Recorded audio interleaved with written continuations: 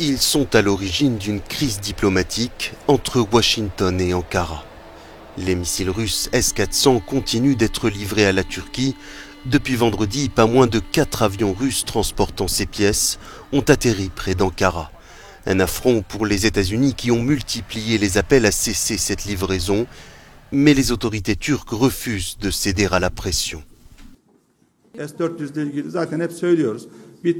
Comme nous l'avons toujours affirmé, le contrat est conclu. La livraison des S-400 va donc se poursuivre, bien sûr.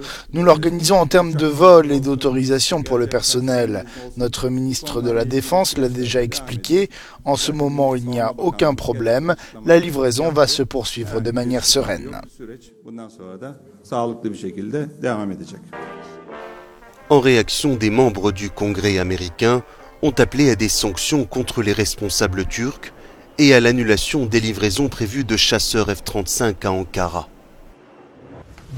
Avant de commencer, j'aimerais rappeler que nous savons que la Turquie poursuit la livraison des S-400. Notre position sur le F-35 n'a pas changé et je vais en discuter avec mon homologue turc aujourd'hui.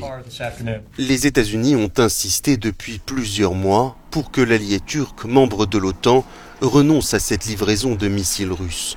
Pour Washington, ce système de défense est incompatible avec celui de l'Alliance Atlantique.